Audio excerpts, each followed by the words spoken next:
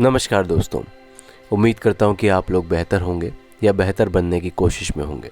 जब आपके लिए कोई चीज़ मायने रखती है तो क्या आपके मन में उस चीज़ को करने के लिए आलस आएगा? जाहिर सी बात है, नहीं। अगर आप किसी से प्रेम करते हैं और उससे मिलने के लिए अगले दिन का इंतज़ार कर रहे हैं तो जाहिर है आपको आलस नहीं आएगा, बल्कि आप पूरी रात इंतज़ार करेंगे कि कब सुबह हो। मैं आपको भगवान शिव और माता पार्वती की एक कथा सुनाता हूँ। एक बार भगवान शिव माता पार्वती को योग सिखा रहे थे।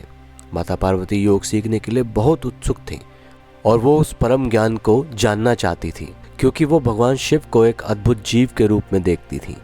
वो उनकी तरह बनना चाहती थी। भगवान शिव ने कहा, तुम्हें कुछ भी करने की ज़रूरत नहीं है, बस यहाँ आकर मेरे पास बैठ जाओ। और माता पार्वती उनके पास जाकर बैठ जाती हैं। शिव उनको अपने पास आने के लिए कहते हैं, अपनी ज़रूरतों के लिए नहीं बल्कि उनके लिए। शिव उनको अपने पास लाते रहे और धीरे धीरे माता पार्वती उनका ही एक हिस्सा बन गई, जिसको आज पूरा जगत अर्धनारीश्वर रूप के तौर पर जानता है। इस कथा का मतलब ये है कि जब आप किसी भी चीज़ को अपने अंदर शामिल कर लेते हैं तभी आपका जीवन खिलता है, जब उस चीज़ के मायने आपको पता होंगे। अगर आप कोई काम को टाल रहे हैं, इसका मतलब आप उस काम को नहीं करना चाहते।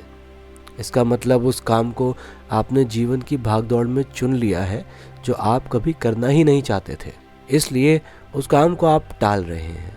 इसलिए उन कामों की खोज कीजिए जिनमें आपका मन लगता है। आइए आलस के बारे में मनोविज्ञान क्या कहता है देखते हैं।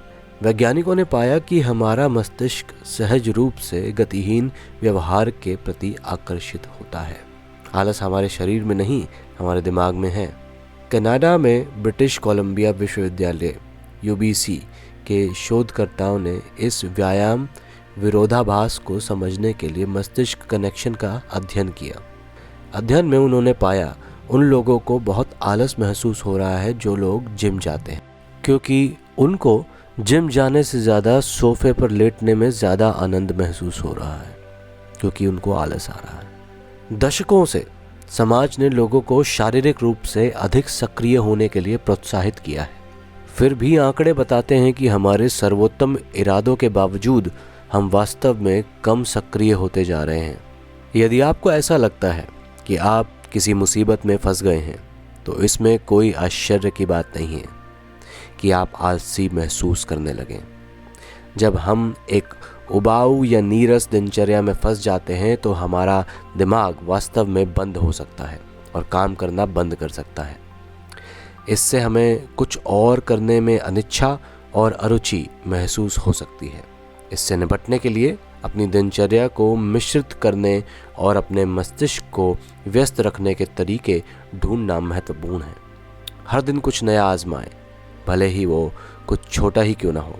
इससे बोरियत और आलस्य के चक्र को तोड़ने में मदद मिल सकती है। और दोस्तों, अगर आपको ये वीडियो सहायक महसूस हो, इसको आगे शेयर ज़रूर करें उन लोगों को जिनको इनकी ज़रूरत है। साथ साथ आओ बात करें, चैनल को सब्सक्राइब करें ताकि हम और इंस्पायर हों ऐसी ही और इन्फॉर्मेशनल वीडियोज़ आप तक लाने के लिए लाइक, शेयर और ट्रेडिशन ज़रूर निभाएं। कमेंट सेक्शन में आए, आपका इंतज़ार रहेगा। मिलते हैं अगली वीडियो में।